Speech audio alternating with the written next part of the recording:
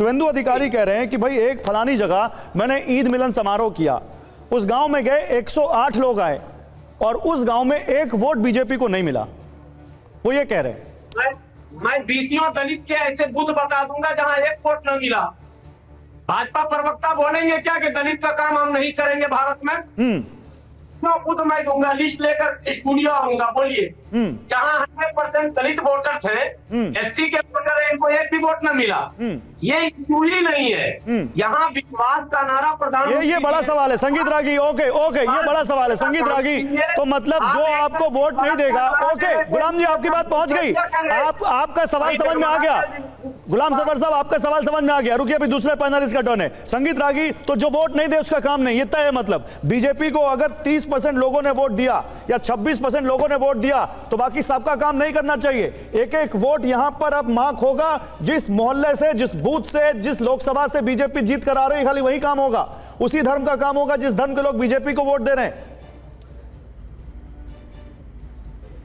देखिए, सबसे पहले तो शुभेंदु अधिकारी जी ने जो कहा है या गिरिराज जी ने कहा है, वो इस देश के करोड़ों हिंदुओं के मन की बात को व्यक्त करता है। दूसरी बात, शुभेंदु अधिकारी ने ये नहीं कहा है कि उनका काम मत कीजिएगा, सबका विकास कीजिए लेकिन सब पर विश्वास मत कीजिए, इसका अभिप्राय ये है। क्योंकि मुसलमान दीन के नाम पर वोट करता है। मुसलमानों को पता है कि उनको क्या करना है, हिंदुओं को पता नहीं है कि उनको क्या करना है। 1947 में इस देश का विभाजन जो है इसी आधार पर हुआ था कि हम मुसलमान हिंदुओं के साथ नहीं रह सकते। ये चेंज कीजिए। लेकिन हमारे पूर्वजों ने जिद किया कि नहीं, हम तो दिखाएंगे कि हम हिंदू मुस्लिम साथ साथ रहेंगे। इसलिए उसी का आज नतीजा भुगत रहे हैं कि हिंदू जो है वो पश्चिम बंगाल के सीमावर्ती जिलों से भाग भाग करके शहरों की तरफ भाग रहा है। पश्चिम बंगाल के तो आप कहना क्या चाहते हैं? मैं समझ नहीं पा रहा हूं संगीत जी, आप चले जाए बिहार में, समझ नहीं पा रहा हूं तो हिंदुओं की कहना क्या चाह रहे हैं? आप ये मान रहे हैं कि जो पीड़ा शुभेंदु अधिकारी के दिल की है वो नहीं, अभी कोई नहीं बोलेगा शुभेंदु अधिकारी, अभी केवल संगीत रागी बोलेंगे। संगीत जी, आप मान रहे हैं कि जो पीड़ा शुभेंदु अधिकारी के मन में है वो आपके मन में भी है, वो बीजेपी के कार्यकर्ताओं और समर्थकों के मन में भी है, और आप मानते हैं कि ऐसा होना चाहिए? देखिए, मैंने फिर बोला कि काम सबका होना चाहिए, चाहे वोट दे या नहीं दे। लेकिन जो ये था कि सबका विश्वास, तो आप अपने तरफ से करते रहिए सबका विश्वास। मुसलमान आप पर विश्वास नहीं करता है, ये एक सच्चाई है। गांधी से ज्यादा तो मुसलमानों के लिए किसी ने नहीं किया, लेकिन गांधी के साथ मुसलमान नहीं खड़ा हुआ, जिन्ना के साथ मुसलमान खड़ा हुआ और भारत विभाजन हुआ। स्वामी सदानंद ने किया। तो अभी आपने गुलाम सरवर साहब को नहीं सुना, दलित ने बीजेपी को वोट नहीं दिया, बहुत सारे दलित बस्तियों में बीजेपी को वोट नहीं मिला, बहुत सारे ओबीसी में बीजेपी को वोट नहीं मिला। बीजेपी की बम्पर हार हुई है लखनऊ, दिल्ली में और यूपी में, और अभी समीक्षा हो रही लखनऊ से लेकर दिल्ली तक। तो वहां क्या करें बताइए जरा। आप जरा सुनने का धैर्य रख लीजिए, पहले सुन लीजिए अपनी बात को, और आपके दर्शक समझ जाते हैं, कम से कम आप यदि नहीं समझ रहे हैं तो सर मैं समझ रहा हूं, धैर्य से बोल लेने दीजिए। बोलिए। ऐसा नहीं है कि वहां पर 1% नहीं वोट किया हो, 38%, 36%, 32%, 68% ऐसे वोटिंग हुई है। चाहे वो दलित का हो, चाहे वो पिछड़े वर्ग का हो।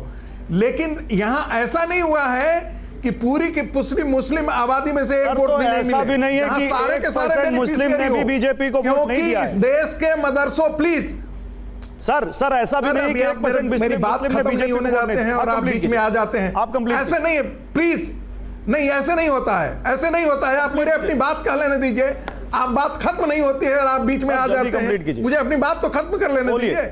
मैं सिर्फ इतना कह रहा हूं कि मुस्लिम आबादी जहां जहां है वो इस्लाम के नाम पर वोट किया, क्योंकि वोट जिहाद की कॉल जो है वो फारुखाबाद से दिया गया।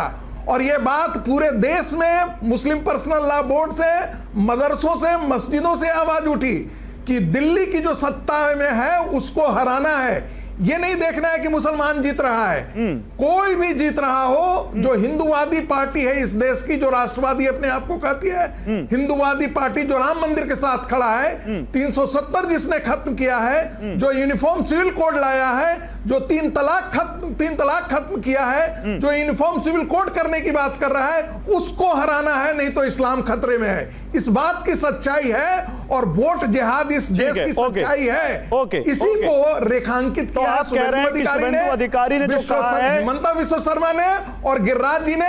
मैं भी उसको एंडोर्स कर रहा हूं। आप एंडोर्स कर रहे हैं ना, ठीक है। अब मनोज यादव, देखिए यहां पर कुछ लोग हैं जो इस नारे को, इस बात को एंडोर्स कर रहे हैं कि सबका साथ सबका विकास नहीं होना चाहिए। आपकी पार्टी की क्या प्रतिक्रिया इस पर, होना चाहिए नहीं होना चाहिए?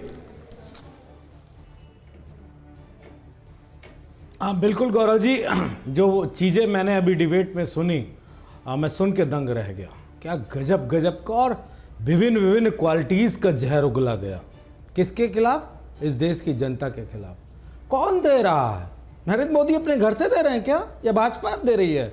इस देश के आम आदमी का पैसा आम आदमी के काम में जाता है। वो घर के रूप में, अनाज के रूप में, राशन के रूप में, किसी भी रूप में देख लीजिए। इनडायरेक्ट टैक्स हर व्यक्ति पे करता है, डायरेक्ट टैक्स भी जो पे करने वाले वो पे करते हैं। तो ये कौन सा टीवी पे महिमा मंडन कर रहे हैं कि नहीं देंगे? काहे? पिताजी का राज है क्या? टैक्स मोदी जी अपनी जेब से लाते हैं क्या?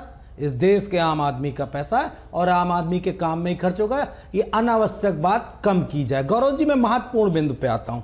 और अभी आरएसएस के जो व्यक्ति बैठे हैं, रागी जी बड़ा गजब का बजा रहे थे, मैं ये समर्थन करता हूं, मैं वो समर्थन करता हूं। इस देश का अधिकांश मुसलमान इस देश के हिंदुओं को वोट करता है, सबसे ज्यादा हिंदुओं को वोट करता है। मैं किसी संस्था का प्रतिनिधित्व नहीं करता। नहीं, हमने उनको किसी संस्था के प्रतिनिधि के तौर पर बुलाया भी नहीं। आप अनावश्यक किसी चीज को मत के लिए वो आरएसएस के प्रतिनिधि के तौर पर इस डिबेट में नहीं है। ये बात तो मैं भी क्लैरिफाई बोलिएगा। हाँ बोलिए मनोज जी।